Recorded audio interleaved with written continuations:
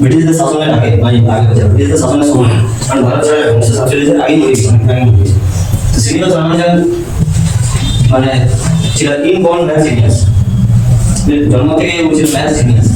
তোদের বয়স কত? 12-13 অমনি হবে। তো রামানুজন যখন 13 বছর বয়স ছিল, তখন রামানুজন ম্যাথমেটিক্স অনার্স আছে, ট্রিগোনোমেট্রির বই শেষ করে দিয়েছিল। অনার্স অঙ্কনের মধ্যে তোরা যেটা অঙ্কন করছিস তাদের পড়ার মতো, আমরা যারা অনার্স করেছি তারা জানি অনার্স পড়ার মতো থাকে, অনার্স পড়ার মতো থাকে, বুঝলি? আর বইটা ধরে পড়তে হবে, ইতিহাস যেমন পড়েছি ইতিহাস বাংলা তুমি পড়তে হবে। 13 বছর বয়সে ট্রিগোনোমেট্রি একটা গোটা বই শেষ করে দিয়েছিল। তো তখন যখন মাধ্যমিক দেয় তখন স্কলারশিপ পেয়েছিল, মাধ্যমিক ভালো রেজাল্ট আসবে, ঠিক আছে? অঙ্কতে 100 3 ঘন্টা পেপার থাকতো, 3 ঘন্টা পেপার থাকতো, সেটা 2 ঘন্টায় শেষ করে দিয়েছিল। তারপরে যে অঙ্কগুলো মনে হয়েছে যে একটা উপায় স্যাটিসফাইড হবে, তখন আরো 2-3-4 অঙ্ক তৈরি করেছিল, একটা অঙ্ক আজ দেখে তো। আর এইচএসে কি হয়েছিল, যখন এইচএস দেয় তখন ম্যাথে ফুল মার্কস হয়েছিল, ইংরাজিতে ভালোই মার্কস হয়েছিল, 90 এবং মার্কস হয়েছিল, বাকি সব সাবজেক্টে ফেল করে গেছিল। এরপরে কি হলো, এখন যেহেতু এইচএস ফেল করে গেল তখন সিস্টেমেটিক্যালি তো আগে সব কিছু তুই মনে কর মাধ্যমিক ফেল করি তো তুই কি রিলেভেল করতে পারবে তো আমার জন্য করতে পারবে, তারপর এইচএস এর পর। কিন্তু আমার জন্য মধ্যে একটা ব্যাপার ছিল, বললাম যে এই মোর ম্যাথ জিনিয়াস, তখন আমার জন্য কাজ দিতে যেত, কারণ আর্থিক অবস্থা ভালো একটা পরিবার, তাই জন্য কাজ দিতে যেত। তো একটা প্রফেসর ছিল, এসএন রাও নাম ছিল, এসএন রাও প্রফেসর, ওই প্রফেসরটা আমাকে কিন্তু বলেছিল যে আমার যে স্টুডেন্টগুলো আছে ওদের আমি তোমাকে বলতে পারবো, ওদের তোমার কিছু পয়সা এই প্রফেসর এই কলেজের স্টুডেন্টই আছে, আমি কলেজে ছেলেমেয়েকে পড়াতে পেরে তো সে আমার যেমন এরপর অনেক আর্টসিপ আছে, মানে যেটা বলে উতার চড়াও, তো উতার চড়াও আছে অনেক। তারপরে আমার যেমন ঠিক করেছিল কি একজন ম্যাথমেটিশিয়ান ছিল জিএইচ হার্ডি নাম ছিল, জিএইচ হার্ডি দারুণ। তো জিএইচ হার্ডি একটা বই আছে ছোট পাতলা বই, বইটার নাম হচ্ছে এ ম্যাথমেটিশিয়ানস অ্যাপোলজি।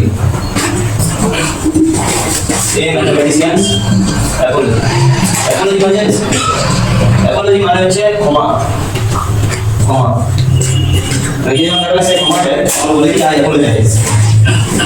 আমি তো এই অ্যাপোলজি হচ্ছে ক্ষমা, এই বইটার নামে ম্যাথমেটিশিয়ানস অ্যাপোলজি এই কারণে রাখা আছে যে গণিতবিদ সে ক্ষমা চাইছে যে গেছে এই বইটা তুমি মালিশ করবে বেশি মোটা না করে ভাষা বই আর খুব সুন্দর, মানে তুই বইটাতে শুধুমাত্র তুই ম্যাথমেটিক্সটা দেখার এই পয়েন্ট দুটোই চেঞ্জ হয়ে যাবে এই বইটা পড়লে। যার জিএইচ হার্ডি ছিল কি জিএইচ হার্ডি থাকতো বাইরে কোনটা ভিডিও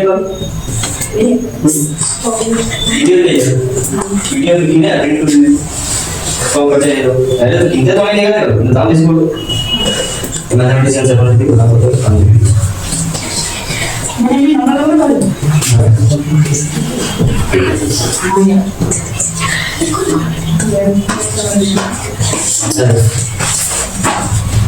ঠিক আছে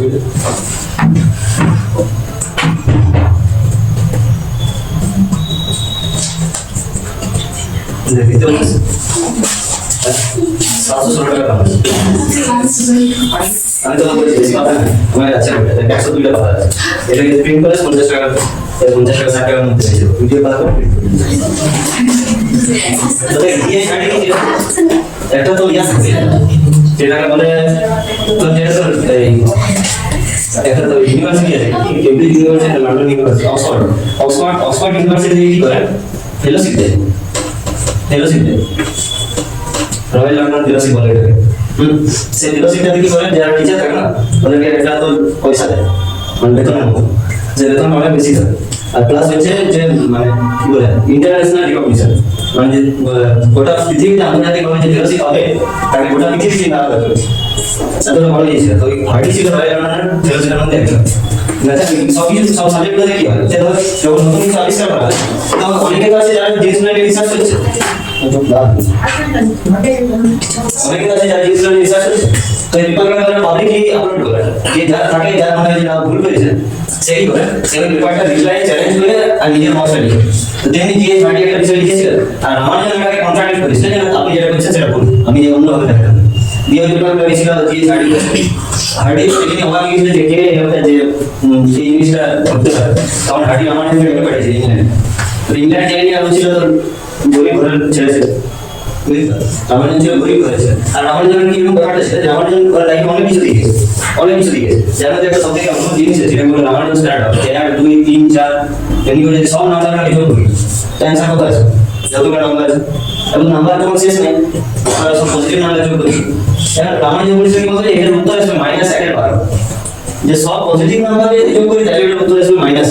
এটা বলতে যে তোমরা 2 আর 3 যোগ করছিস তো তোর কত আসবে 5 আসবে। তুই জানিস যে পজিটিভ নাম্বারের সাথে পজিটিভ নাম্বার ধনাত্মক সংখ্যার সাথে ধনাত্মক সংখ্যা যোগ করি তাহলে ধনাত্মক সংখ্যা আসবে। কিন্তু এটা হচ্ছে আমার জন্য স্টার্ট হবে, যেটা আমার জন্য ছিল 1 2 3 4 কে ইনফিনিটি অবধি অ্যাড করলে -1/12 উত্তর আসবে। তাহলে আমার জন্য অনেক কিছু দিয়েছিল যেগুলো কোনো প্রমাণ দেয় না, যেগুলো কিছু প্রমাণ দেয় না।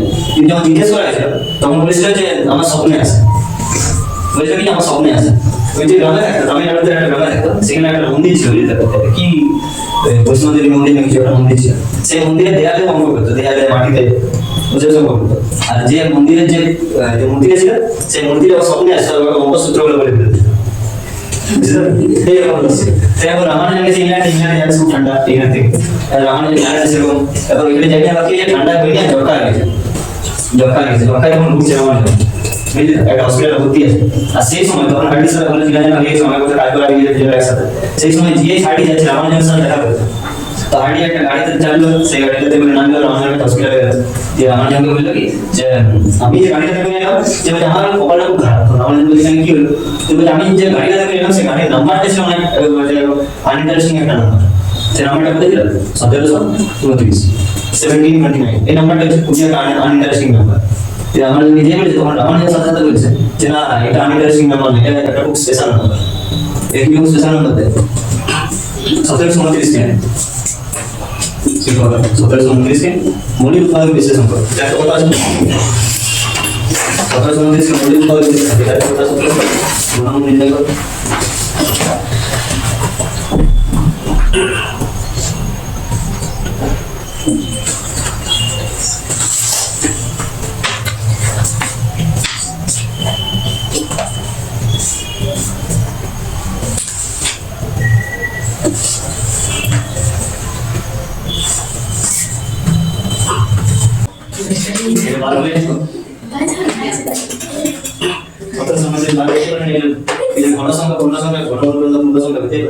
কিন্তু 1729 নাম্বারটা কোথায় ছিল 1728 থেকে 1728 কি করতে পারছিস 1728 থেকে শুরু করছিস 1729 ভাগ তারপর আচ্ছা 1728 থেকে 1728 থেকে এটা হবে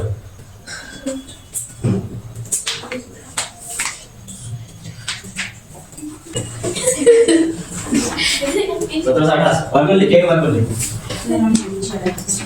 দেখ আমি তো চিনি না 2 8 16 এক ভাগ শেষ হবে 12 2 6 12 2 4 8 আরেকবার 2 দিয়ে হবে 2 4 8 2 দিয়ে 4 আরেকবার 2 দিয়ে হবে 2 দিয়ে 4 216 আরেকবার 2 দিয়ে হবে কত হবে 108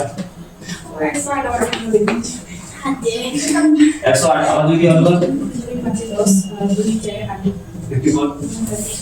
আবার 2 দিয়ে হবে 27 27 দিয়ে কত দিব 3 দিয়ে 3 9 27 3 দিয়ে 9 ঠিক তাহলে 17 28 মান কত পারবে 2 19 2 19 2 19 2 19 2 19 3 এটা হলো দেখ এদিকে এটা হলো 17 28 মান কি আছে আমার বাবু আসছে জায়গায় এটা হলো 17 28 মান তাহলে তিনটা থেকে একটা দিয়ে বারো যেমন আমরা ঘনমান করব এই তিনটা থেকে একটা দিয়ে বারো এই তিনটা থেকে একটা দিয়ে বারো আর এই তিনটা থেকে একটা দিয়ে বারো এরকম হবে 2 গুণিত 2 গুণিত 3 এরকম হবে 12 তাহলে 1728 হলো কি 12 কিউব হ্যাঁ তার মানে কি যে 1728 সমান 12 কিউব ঠিক আচ্ছা 1729 আমরা কি লিখতে পারি 1728 যোগ 1 লিখতে পারি আচ্ছা 1728 মানে কত 12 কিউব আর 1 মানে কত 1 এর কিউব আরে বলে 1729 আমরা এভাবে লিখতে পারি 1000 এবং 729 1000 মানে 3 টা 10 গুণ মানে 10 এর কিউব 729 মানে 9 এর কিউব 1729 হচ্ছে সবথেকে ছোট সংখ্যা যেটাকে দুটা ঘনর সমষ্টি আকারে প্রকাশ করা যায় দুটা ঘনর সমষ্টি আকারে প্রকাশ করা যায় সেটা একভাবে 2 হবে একভাবে 2 হবে বুঝতে পারলে 1729 মানে 1729 হচ্ছে সবথেকে ছোট সংখ্যা 1729 এর থেকে ছোট আর একটা কোনো সংখ্যা হবে না যেটাকে দুটা ঘনর সমষ্টি আকারে প্রকাশ করা যায় বুঝতে পারলে বুঝতে তো আর এই নাম্বারটা দেখো এই নাম্বারটাকে যদি বলে এই নাম্বারটা আছে 1729 এই নাম্বারটাকে যেহেতু এই দুজন মিলে এটাকে আবিষ্কার করেছে তাই এই নাম্বারটাকে বলা হয়